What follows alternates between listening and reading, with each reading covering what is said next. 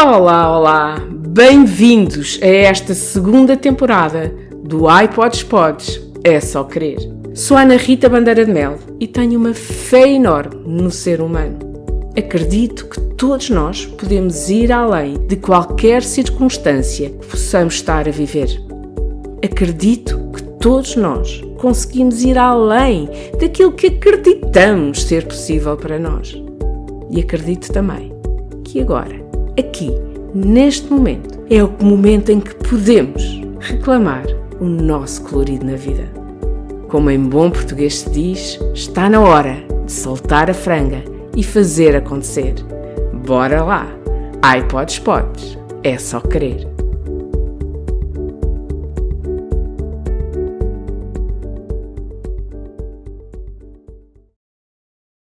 Olá, olá, meus queridos ouvintes, como é que estão? Hoje tenho comigo a Alcina Monteiro. A Alcina transmite-nos logo pela sua presença calma e serenidade. É uma mulher que gosta de paixões. E, Alcina, se fosse uma cidade, qual serias? Olá, bom dia a todos. Ana, olha, se fosse uma cidade seria Lisboa. Não é a minha cidade, mas é a cidade onde vivo há já muitos anos. Então, e porquê Lisboa? Porque tem este lado cosmopolita e ao mesmo tempo tradicional que valoriza as tradições. Eu também sou assim, cosmopolita e valorizo as tradições. Seria também Lisboa porque tem sol, tem luz, tem água, elementos sem os quais eu não conseguia viver. E ao mesmo tempo tem as 7 colinas que transmitem movimento, dinâmica, energia, e é assim que eu sou, bastante dinâmica, enérgica. Mas como tu disseste e muito bem, sou suave e serena na minha abordagem e esta serenidade vem do yoga que pratico há 30 anos, talvez, penso eu, ou se calhar sempre fui assim serena, mas o yoga trouxe-me isso. E aquele equilíbrio, como diz também Buda, o conceito budista diz o caminho do meio. E então foi este praticar yoga que me trouxe esse caminho do meio. E poderia ser muito mais outras coisas que nós encontramos em Lisboa e que se podem identificar comigo, mas para já acho que é suficiente. Depois mais direi. Pois é, uma das perguntas que eu tinha aqui para ti era exatamente se essa calma e serenidade que tu nos passas, se isso internamente é mesmo assim ou se é diferente. Eu agora faço uma pergunta, Ana. Eu faço mesmo essa calma para ti? Não passas. É engraçado porque se de alguma forma tu gostas de conviver e estás sempre aberta para um bom convívio, para estares com os amigos, para estares no contexto de vibrar e de animar, é fluida, não é, por um lado, é muito natural teu, e quando estás, é realmente, parece que não há conflito. Está tudo calmo, tudo tranquilo, tudo acontece naturalmente. Olha, obrigada. Essa por acaso é uma das coisas mais bonitas que me podem dizer, porque efetivamente eu sou uma mulher, já fui nervosa, mas nos últimos anos, e acredito sinceramente tenha sido muito yoga, nos últimos anos aprendi a lidar se calhar com essa ansiedade, que o contexto corporativo trazia, quando eu trabalhava muito em contexto corporativo,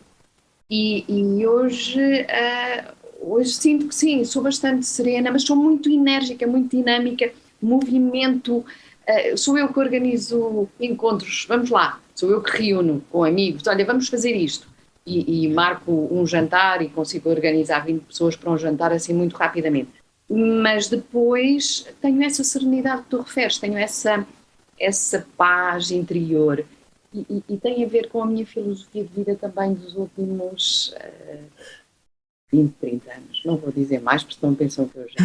Não, mas é que passas mesmo essa calma e essa serenidade. Tudo flui, não vale a pena nós forçarmos as coisas, tudo flui, tudo anda, é muito muito engraçado contigo, essa tua maneira de te nos transmitires, só por estares, não é preciso fazeres nada. Depois isso é engraçado porque a tua voz também fica pausada e acabas por também, na tua dicção, seres muito boa a tua dicção. Eu às vezes como sílabas, tenho essa rapidez e então como sílabas. Mas contigo não. Contigo as palavras estão todas lá. Todas as letrinhas que fazem uma palavra, tu dizes, sem questão nenhuma. E isso também é fruto do trabalho, é uma aprendizagem. Eu, no meu trabalho dos últimos 10, 12 anos, comecei a ter essa consciência da palavra. Apesar de eu ter sido jornalista durante 12 anos e a palavra ser importante e a comunicação ser muito importante, tornou-se muito mais importante quando eu comecei a ser coach em comunicação, facilitar workshops, e então ter essa consciência da palavra, porque a palavra tem que ser dita com clareza, caso contrário os outros não nos percebem. E agora estou aqui a falar contigo e não é esforço, é natural, porque as pausas que a comunicação exige e que eu tanto refiro nas minhas formações, é preciso fazer pausas para criarmos impacto e olharmos para a câmara, agora que estamos online, não é? Estas pausas são fundamentais, porque quando nós fazemos uma pausa na comunicação, o que vamos dizer a seguir, o ouvinte, a nossa audiência está muito mais expectante em relação àquilo que vai ser dito, como também para nós, para respirarmos, para irmos à nossa memória, pensarmos naquilo que vamos dizer a seguir. Portanto, as pausas são riquíssimas, 2, 3 segundos, claro.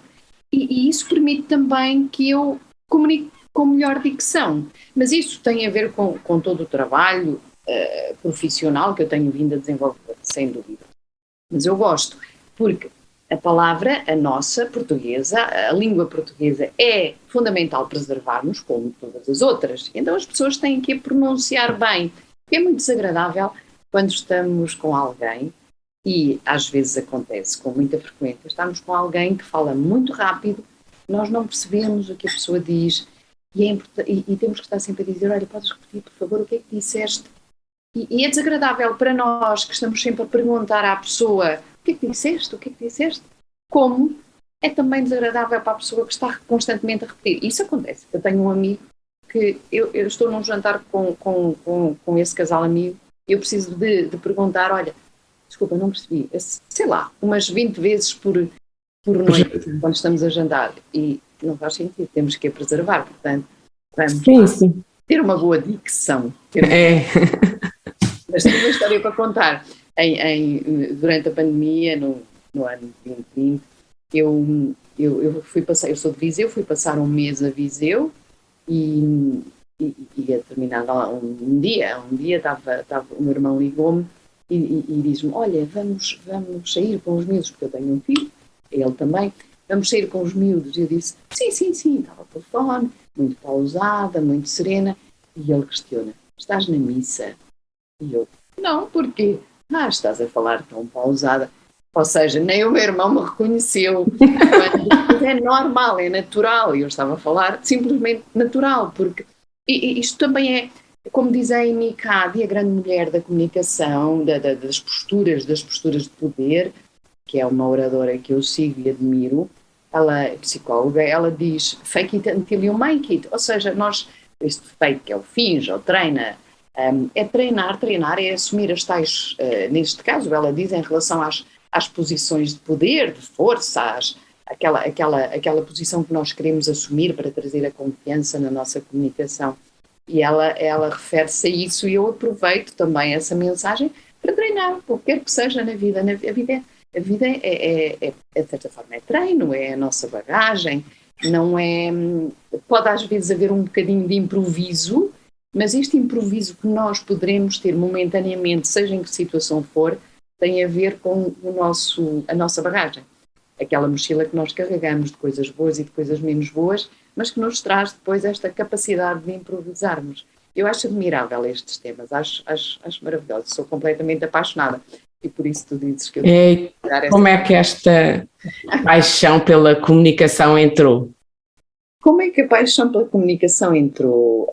Desde miúda que eu adoro comunicar e porque sou também uma mulher de carneiro, do signo carneiro, acho que isso já é muito nosso, das pessoas do signo carneiro. Mas começou em Viseu, como disse, eu sou de Viseu, comecei muito cedo nas rádios locais, acho que com 16 anos, a trabalhar em rádio local e adorava aquilo que fazia. Eu recordo-me que havia almoços de família aos domingos e eu dizia, não, eu não posso, eu tenho que ir trabalhar. E eu ia toda entusiasmada e tinha programas de criança, programas, sei lá, do que quer que fosse, de música só, de música brasileira. Eu adorava aquilo, adorava fazer rádio. E foi daí, depois da rádio em Viseu, fui fazer para o Porto um curso de rádios locais. Na altura dos primeiros cursos que começaram a ser feitos pelo Centro de Formação de Jornalistas, com muitos nomes, com grandes nomes do mundo do jornalismo, sobretudo do Porto, e aquela paixão foi crescendo, depois trabalhei na rádio comercial, depois fiz mais cursos, e depois da rádio comercial, da rádio comercial comecei a viajar, sim, depois vieram as viagens.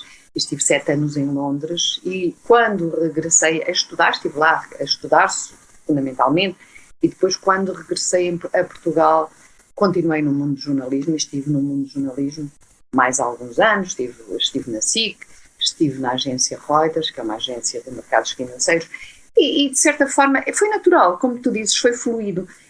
Na verdade, na minha vida eu nunca programei, por incrível que pareça. Eu tenho e digo isso nas minhas sessões de coaching, precisamos traçar objetivos, visualizar aquilo que queremos, mas eu acabei sempre por fazer tudo de uma forma muito fluida. Sim, gosto, sei o que quero, sei o que gosto, e se calhar visualizo de uma forma mais fluida e as coisas vão acontecendo.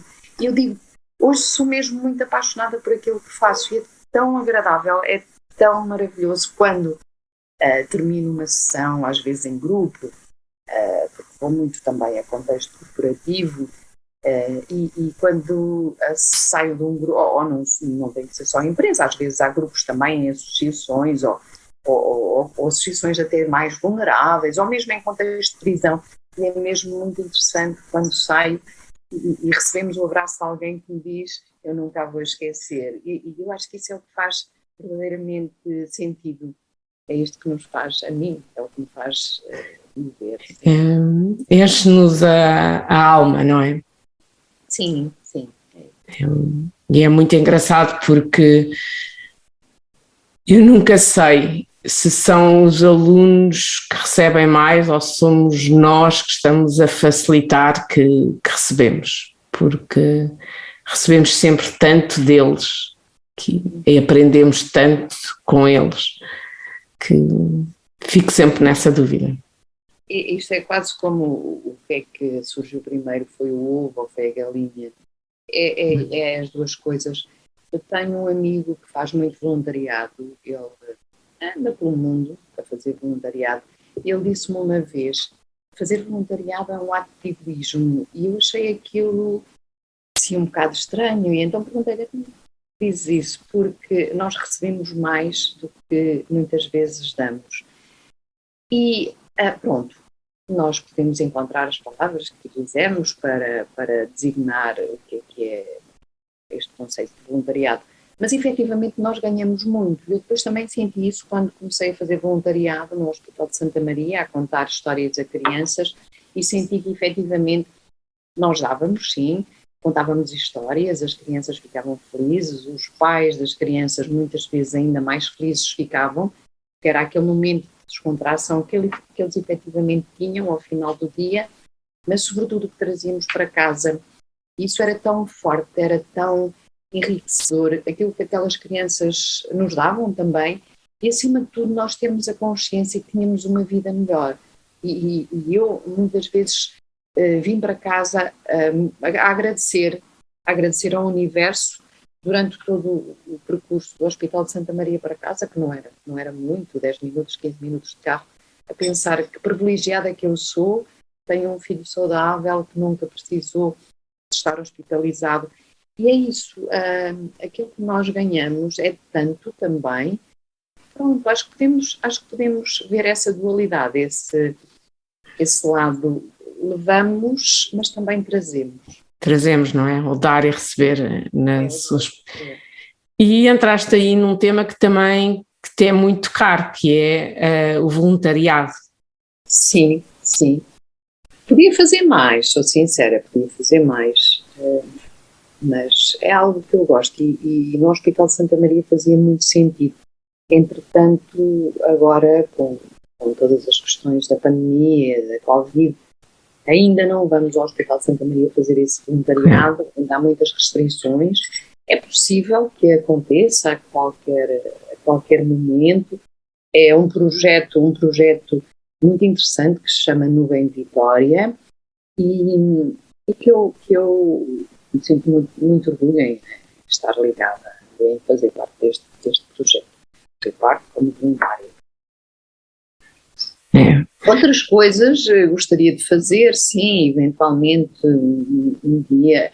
Eu gosto muito do contexto de prisão e já tive uma experiência e gostava de continuar a ter essas experiências em contexto de prisão, sobretudo com adolescentes, também nas minhas áreas, partilhar aquilo que eu faço, aquilo que eu gosto, porque as minhas áreas, para além da comunicação, temos estado aqui a falar da comunicação, mas é muito comportamental, e a comunicação também é comportamental, as chamadas soft skills, que eu gosto mais de dizer human skills, e estas competências humanas, como a empatia, a escuta ativa, valores, propósito, a inteligência emocional, a agilidade emocional e tantas outras.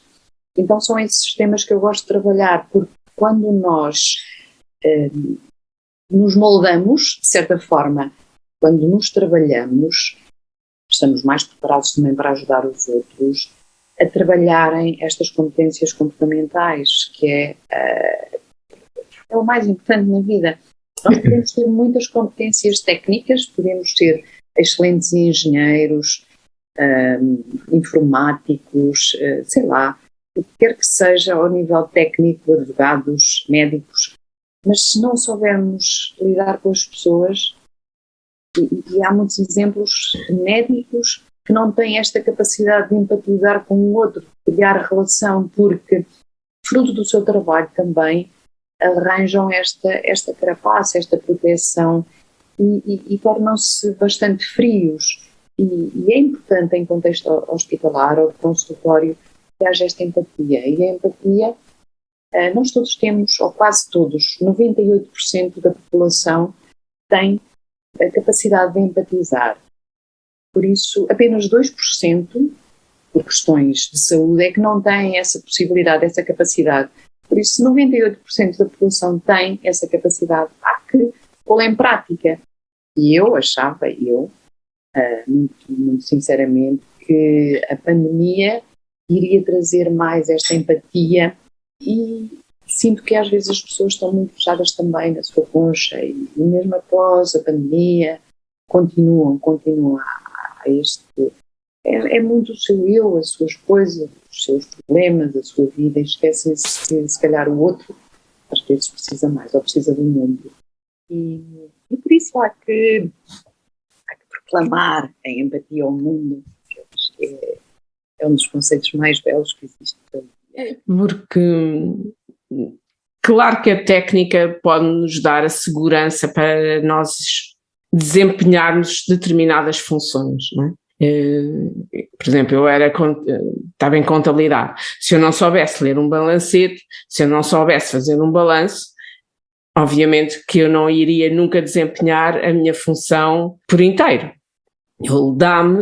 A técnica dá-me a segurança para eu desempenhar a função. Agora, nós somos todos seres humanos e o ser humano é social, precisa de interagir Então, quando nós estamos, seja num contexto empresarial em que estamos 8, 9, 10 horas, se calhar, na nossa empresa, onde trabalhamos, versus 24 horas por dia, ficar num local onde é tudo rígido, tudo técnico, acaba por ser extremamente difícil e desumano. Às tantas, as pessoas acabam por querer sair exatamente por lhes faltar o contexto social, porque é necessário.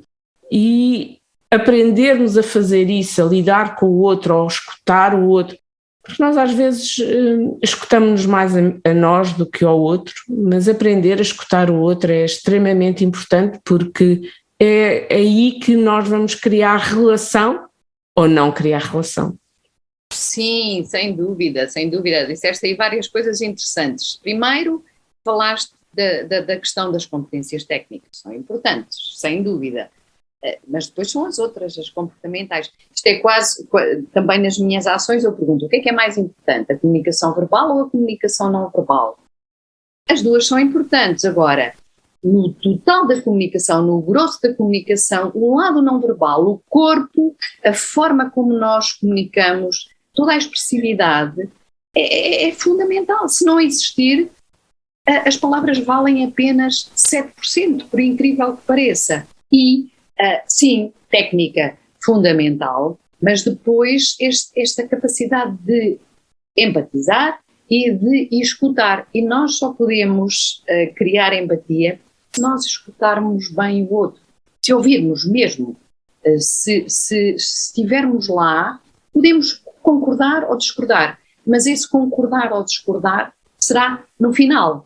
Não vamos estar sempre a interromper e alguém que está a comunicar connosco. Nós já muitas vezes gostamos de interromper e manifestar a nossa opinião. Não, vamos esperar, vamos aguardar, vamos ouvir o outro até ao final. E eu gosto muito do Nelson Mandela, e tu sabes disso, porque eu cito muitas vezes o Nelson Mandela. E o Nelson Mandela ia com o seu pai às reuniões tribais e o seu pai era chefe tribal, eles sentavam-se em roda e o pai ouvia toda a gente e era o último a falar. E o que é que isto significa? Isto é muito poderoso. Ou seja, primeiro estava a dizer aos outros que a voz deles todos era importante. Segundo, tinha muito mais capacidade de argumentação no final.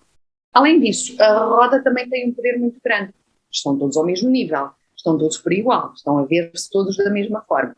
E, portanto, esta importância da roda e do escutar para depois eu poder argumentar com mais força, com mais segurança, é muito importante. E eu agora vou fechar a janela, porque está aqui a fazer um ruído, que eu acredito que estejas a ouvir. Vai fechar, vai. Ok, é hoje a beleza de estar online, temos os sons de ambiente naturais. É naturalidade, é a vida a correr, não é? Nós, nessa necessidade técnica que nada pode interferir para tudo estar perfeito, a verdade é que há sons, há vida a acontecer ao nosso lado e essa vida interfere connosco, portanto, olha, deixemos-la acontecer porque é a vida a acontecer. Isso é um privilégio. Isso é uma aprendizagem, e de certa forma, estas questões que estamos a viver hoje, tão graves como a guerra, a pandemia, tudo isso também, eu sinto que às vezes estas coisas vêm com um propósito, é para nos ensinar algo e sobretudo que nós nos transformemos de certa forma a sermos pessoas mais permeáveis, que deixemos a vida fluir e que sejamos melhores pessoas, Isso agora traz-me a um conceito que eu gosto muito, que de certa forma é como eu pauto a minha vida, que é, eu quero ser melhor pessoa cada vez mais e trabalho nesse sentido, e todas estas competências que eu trabalho no outro são trabalhadas em mim, e eu antes de trabalhar no outro trabalhei-as em mim e fiz muitas formações nestas áreas e cursos e mais cursos, mas diariamente, quando estou a trabalhar com outro, eu estou também a aprender. E isto permite-me ser melhor pessoa, sim, mas o meu propósito de vida, que é algo que eu também gosto muito de trabalhar, o propósito, é ajudar os outros também a descobrirem a sua melhor versão. Ou seja, isto não é presunção da minha parte, de forma alguma, mas se com aquilo que eu sei, o pouco que eu sei das aprendizagens que tenho vindo a fazer, se eu também puder ajudar os outros a serem a sua melhor versão, a transformarem-se, a serem felizes, na verdade, porque esta sua melhor versão é descobrirem a felicidade. Eu já fico muito feliz e sinto que poderá ser o meu propósito, que eu acredito que seja, que tem vindo também, este caminho tem sido trilhado de uma forma muito, muito, muito natural. Eu há 20 anos ou mais, ou há 25, achava que ia ser jornalista, se calhar a vida toda, porque fazia sentido e porque eu gostei muito do jornalismo, gostei mesmo muito, mas depois surgiram outras coisas também de uma forma natural e foram surgindo e eu fui aproveitando, umas sim, outras não Eu acho que a vida é muito isso. Há um fluir, há uma altura que nós temos uma paixão, dedicamos por inteiro essa paixão, depois as coisas vão, se calhar, esmorecendo, e depois isso dá espaço para que entre algo novo que nos vai puxar mais à frente, que vamos voltar a descobrir, no fundo, quem somos. E do que é a matéria que somos. Eu acho que a vida nos vai devolvendo depois a essa felicidade. E nós só podemos ser felizes, pelo menos no meu entender, quanto mais autênticos e mais naturais nós formos, porque se estamos a defender de alguma forma uma máscara, uma imagem, acaba por haver falhas. É aquele ditado português: mais depressa se apanha um mentiroso que um coxo. Não é? E hoje caminhamos para isso, caminhamos para uma imagem de autenticidade, de naturalidade, e tu que trabalhas imagem sabes exatamente isso, quer dizer, eu se vou criar uma imagem daquilo que eu não sou, eu rapidamente a quebro, e não preciso de inimigos para a quebrarem, somos nós próprios que a quebramos. Porquê? Porque não nos sai natural. Portanto, quanto mais naturais nós formos, melhor essa imagem é passada, porque é naturalidade que eu acredito que nos faz conectar. Sem dúvida, sem dúvida. Nós temos que ser genuínos, temos que ser nós, porque somos nós, não precisamos de fingir nunca. E eu sempre fui assim, sempre tive o privilégio de, nos contextos onde trabalhei, poder ser sempre eu, até na forma de vestir. Como jornalista, como sabes, não precisamos de andar muito formais, e eu, como não sou formal na abordagem, para mim era ouro sobre azul poder ir arrojada, colorida para o contexto de trabalho. A informação, salvo raras exceções, a não ser que tenha assim um CEO com quem tenha que trabalhar e que seja mais formal, mas também vou com a minha roupa formal, mas que nunca é muito formal. Daí que sou uma privilegiada, sem dúvida, sou uma privilegiada. E é importante, como tu dizes, que nós sejamos genuínos. Também, quando eu estou a fazer coaching em comunicação, eu digo às pessoas para serem genuínas, para serem elas. É verdade que isto mais em contexto de falar em público, quando querem aprender as técnicas para falar em público com mais impacto, essa é a primeira coisa que eu digo: vamos ser genuínos. Quem é que eu sou? Quais são as minhas forças? Tenho imensas, e às vezes estou com pessoas que dizem: mas eu não sei, acho que não tenho grandes forças. E têm muitas. Então, as minhas forças, onde é que eu devo melhorar? Quais são os meus pontos de melhoria? E aí nos pontos de melhoria nós trabalhamos para aperfeiçoar. Mas isso não significa que deixemos de ser nós. Não, somos nós. Aperfeiçoando, claro, porque a vida também é aperfeiçoar. E se eu quero aprender a comunicar melhor, eu tenho que arranjar ferramentas, tenho que arranjar técnicas. Mas isso não significa que eu deixe de ser quem sou, não, de forma alguma. E depois há aquele orador fantástico que eu gosto imenso, ele tem esta regra, tem esta técnica, eu vou usá-la assim, mas continuando a ser genuíno. Obviamente que este genuíno também não é eu dizer tudo aquilo que quero, e se eu sou uma pessoa que usa calão, também não é estar a usar calão a torto e a direito, não, temos que aperfeiçoar, mas nunca deixando de ser eu. Se eu, por exemplo, sou um grande storyteller, então eu vou contar histórias. Se eu tenho sentido de humor, eu vou usar o humor. Se eu tenho a capacidade de olhar com impacto, eu vou olhar para aquela pessoa. Isto são características nossas. Então, há que fazer essa descoberta. Mas sim, sermos genuínos, porque é muito mais fácil. Se eu andar a enganar alguém ou se eu estiver a fingir, depois, num outro contexto, eu já não sei que personagem é que eu era. Era a personagem A ou era a personagem B ou a C? Uau, isso torna-se muito difícil. Portanto, sermos nós, sermos genuínos, sermos naturais, facilita tanto a vida, mas mesmo muito. Portanto, há que ter... É verdade. E para isso só temos que nos ir descobrindo e desmontando eventualmente máscaras que nos tenham ajudado a viver a vida que cada um de nós levou até agora, não é? Lá está a parte técnica. Sim, mas de dar suporte, portanto há aqui várias coisas. Mas olha, recentemente descobriste aí outra paixão. é?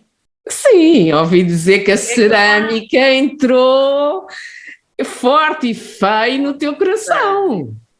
Pois, é que eu tenho tantas paixões, sabes? É música, cerâmica, agora sim. A cerâmica, muito engraçado, porque no final do ano passado, uma amiga, uma grande amiga, irmã de coração e quase irmã de sangue, ela diz-me: olha, gostava de experimentar a cerâmica, queres vir comigo? Eu disse: também, vou experimentar uma aula, mas pensando, porque eu nunca tive muito jeito para trabalhos manuais, sou sincera.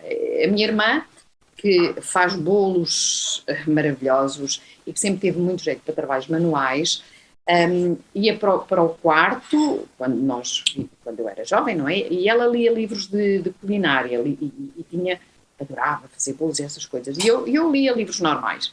E ela faz muitas coisas bonitas com as mãos. E eu nunca tive muito jeito para isso. Portanto, achei, olha, vou experimentar uma aula de cerâmica e depois está tudo bem. Por incrível que pareça, aquilo fez muito sentido. Depois comecei a fazer mais, mas também é de uma forma fluida, sem grandes regras. É um ateliê onde eu compro aulas, crio, deixo também fluir e surge uma peça com formato de morango e fica um morango, e surge uma peça com formato de limão e fica um limão, e surge, é claro que às vezes programo de certa forma, ok, quero fazer isto e trabalho nesse sentido. Mas há técnicas que são lastra, por exemplo, em que nós é com o rolo da massa, e ao estendermos a massa muitas vezes surgem formas, por exemplo, se estivermos a fazer um prato, surgem as formas naturais e eu assumo. Mas isso para dizer que a cerâmica é mindfulness, que traz aqui uma paz, também um foco, que eu pratico yoga há 30 anos, eu nunca me esqueci de uma aula de yoga. E há dias, em janeiro, quando comecei, eu fui experimentar uma aula em novembro, dezembro, mas depois comecei em força em janeiro deste ano. E eram 8 da noite e eu pensei, falta-me qualquer coisa, mas o que é que me falta? De repente lembrei-me, aula de yoga, esqueci-me da aula de yoga. E foi tão interessante que partilhei isso até com a professora depois no dia seguinte. E ela diz-me: Alcina, comigo aconteceu a mesma coisa. Para mim, ela é professora, mas ela disse que quando começou a trabalhar em cerâmica, que ela também faz cerâmica, que sentiu aquele foco, aquela paz, aquela serenidade que o yoga lhe traz e que a mim também me traz, e a cerâmica foi a mesma coisa. E tem sido uma descoberta fabulosa. E agora comecei um curso de roda de oleiro, que é fascinante este controle do pedal com elétrica também, podemos controlar com o pedal, mas o equilibrar, o sentir a cerâmica nas mãos, o moldar, tudo isso, Deve ser muito, muito, muito desafiante pensar. Quem sabe se ainda serei uma grande ceramista. Vou começar a visualizar, poderia ser interessante. Ceramista com todas as ferramentas da comunicação. Sim, e ao mesmo tempo acabas por estar, no fundo, a manipular a terra, não é? Porque a cerâmica é feita mesmo com barro, portanto, eu acho que é o contacto com a terra também dá ali algo diferente, ou não? Sim, sim, sim, sim, sim, sim. O contacto com a terra é muito terapêutico, é muito terapêutico aliás, tudo o que nós, eu sou especialista nessas áreas mais sensoriais, mas sei que tudo o que nós tocamos, a forma como tocamos, também um, tem um lado terapêutico muito grande e acredito que sim, acredito que seja, e ajuda a relaxar, o moldar, traz esse relaxamento. E trouxe a cerâmica, trouxe-te, porque eu sei que tu gostas imenso de arte, seja pintura, seja qualquer expressão de arte, tu gostas, moda, o que for. Esta ida à cerâmica deu-te aqui uma nova dimensão, um novo olhar à arte, ou foi mais uma descoberta de forma de arte? Eu sempre valorizei e admirei muito, como dizes, eu desde jovem, aliás, eu acho que até desde muito adolescente que eu vivia em Viseu e sentia muita falta de teatro, de arte, porque em Viseu não havia muita coisa na altura e eu depois quando fui para o Porto viver e estudar, foi uma descoberta maravilhosa. A arte, o teatro, as exposições, tudo isso e o facto de eu ter trabalhado em rádio que foi maravilhoso, que eu ainda adoro hoje, a rádio, e lá na altura o meu diretor, como sabia que eu gostava dessas coisas, dava-me convites para tudo, para música, para nacionais, internacionais, para exposições, e a descoberta foi surgindo cada vez mais, fui conhecendo muitas pessoas, tenho muitos amigos no mundo artístico, daí eu se não...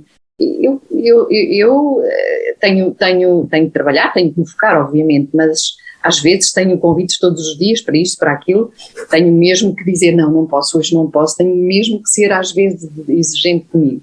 Mas isto para dizer que eu sempre gostei.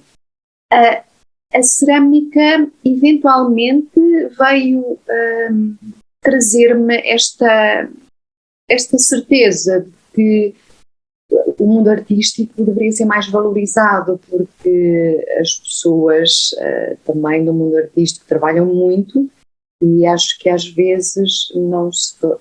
assim, valoriza-se a arte, mas deveria ser se calhar mais apoiado, mas não é para estar aqui a falar questões políticas que estamos aqui.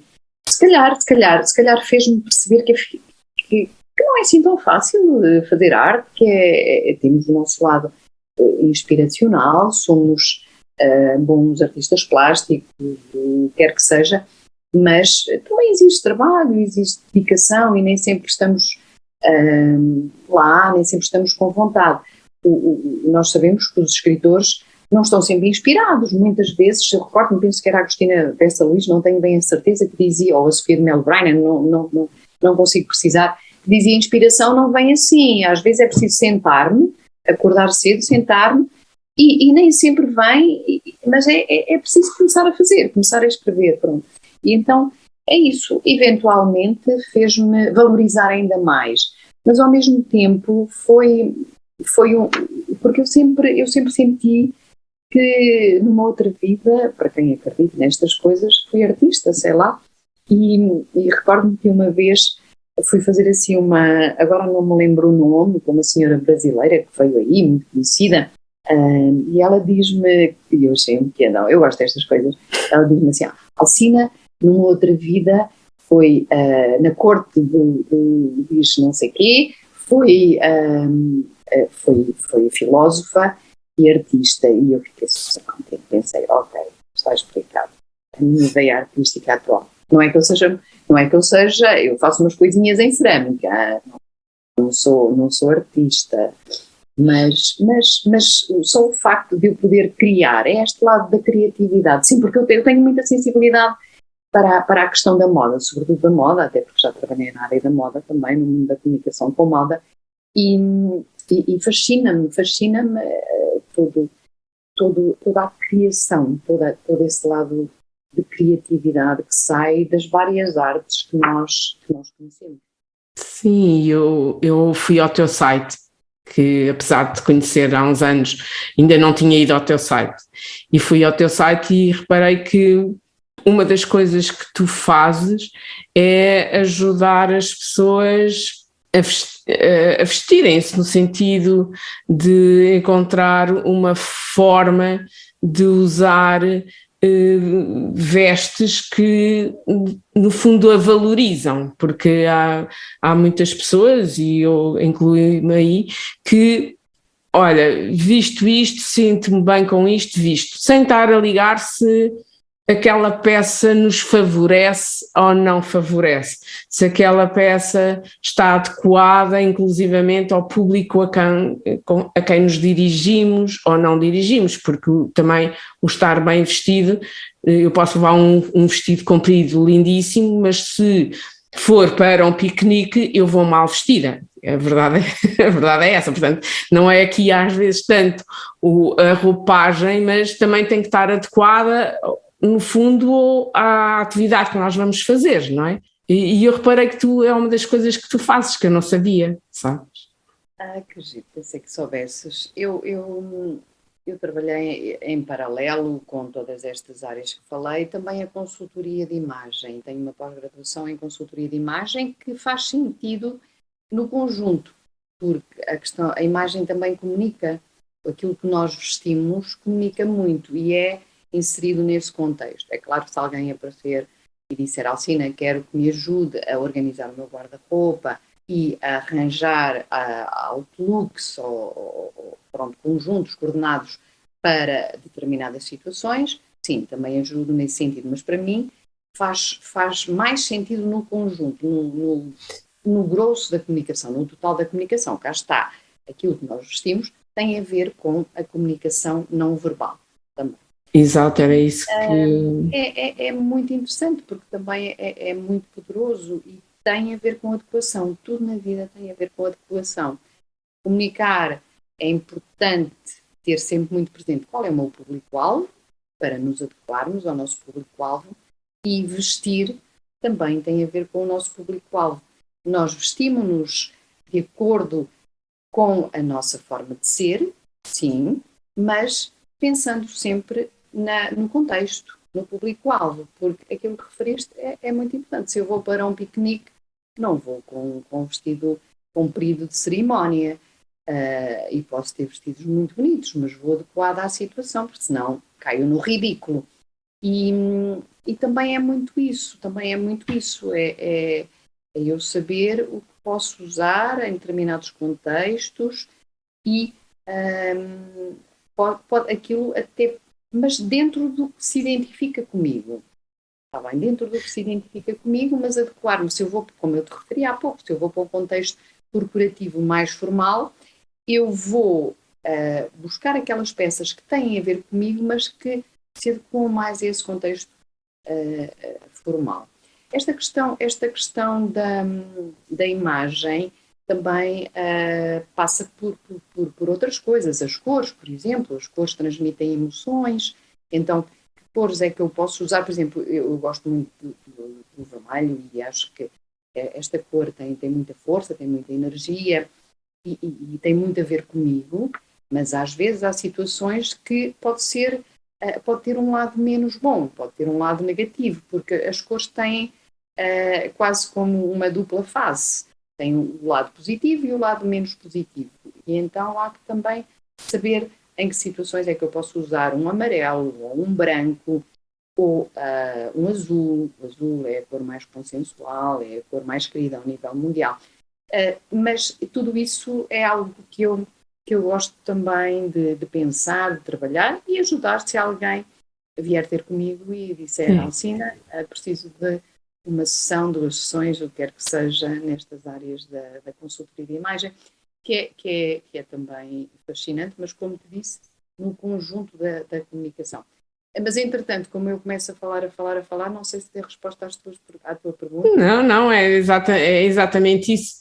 Eu só queria aqui chamar a atenção de que quando nós falamos em público-alvo, não tem necessariamente que ser alguém que vai fazer uma apresentação a um público, seja uma conferência ou não conferência. Se eu estiver num dia em que vou estar com os meus netos são o meu público-alvo. Eu vou estar com as minhas filhas é o meu público-alvo.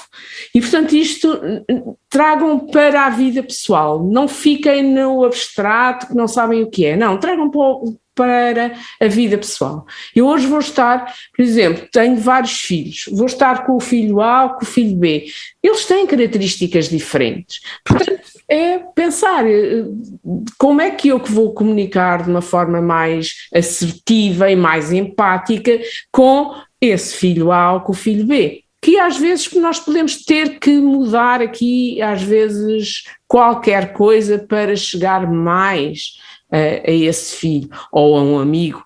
E, portanto, tragam o público-alvo para o dia-a-dia, para aquela pessoa ou aquelas pessoas com quem vocês vão estar. Nós normalmente temos vários amigos, há uns que gostam, e às vezes há grupos, pelo menos não sei se acontece contigo, mas comigo eu tenho um grupo de amigos que gosta de fazer determinada coisa, depois tem outro grupo de amigos que gosta de fazer outras coisas. Então, para qualquer um desses grupos, ajustar, seja o que for que tivermos que ajustar-nos para podermos chegar e fazer, no fundo, laços, porque é através dos laços que a empatia, no fundo, o que é que pretende? Que haja laços entre nós, não é? Sim, essa questão do ajustar, da adequação, é isso que andamos aqui a fazer, devemos fazer isso. E fizeste bem a referir o público-alvo, porque nós que somos também das áreas da comunicação e do coaching, usamos muito esta palavra, mas o público-alvo pode ser aquela pessoa em particular, é a pessoa para quem nós estamos a falar, com quem estamos a falar, e é perceber as necessidades dessa pessoa, as características dessa pessoa. Às vezes perguntam-me, então, isto da comunicação e muitas outras ferramentas, programação neurolinguística e outras, é manipulação. Não vejo como sendo manipulação, é adequação. Se nós estamos aqui na vida para nos aperfeiçoarmos, temos que nos adequar ao outro da melhor forma. Se nós queremos criar impacto, temos que usar as ferramentas para criar impacto. Se nós queremos criar empatia, ser dóceis, o que quer que seja, temos que trabalhar nesse sentido. Isso é manipulação? Não, é adequação, do meu ponto de vista. É adequação. E a vida é adequação. E só podemos criar relações mais fortes, mais positivas, mais construtivas, se nós nos adequarmos, porque não estamos aqui sozinhos neste mundo. Estamos em comunhão e estamos em adequação, daí ser uma palavra que eu gosto muito. Adequação ao nosso público, pode ser uma pessoa. Olha, Alcina, obrigadíssima por esta conversa. Se as pessoas te quiserem encontrar, têm aí o site, como é que é? O meu site, eu gosto de fazer as coisas assim no terreno e sou um bocado preguiçosa para a atualização do site. Tenho que aperfeiçoá-lo, sem dúvida.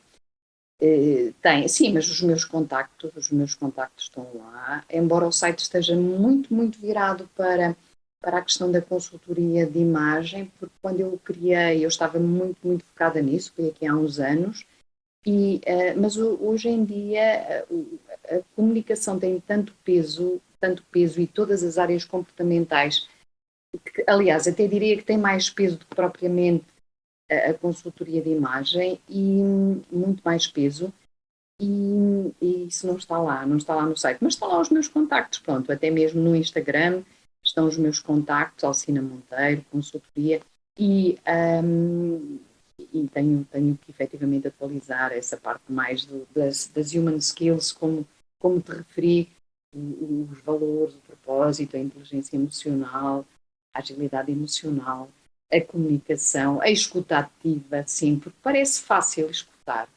É isso da escuta ativa. Mas é algo que exige muito de nós, sem dúvida, esta capacidade de escutar. Olha, obrigadíssima e até um dia destes. Obrigada, Ana. Foi um gosto estar aqui, adorei. Não foi preciso estruturar nada, porque efetivamente é simplesmente colocarmos aqui o coração, aquilo que somos e partilhar.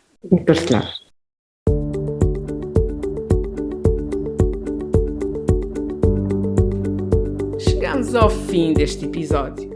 Para a semana regresso com um novo tema. Até lá, vai ao meu site anarritabandeirademel.pt e descobre as imensas atividades que desenvolvo. Se gostas de meditação, vai diretamente ao canal do YouTube.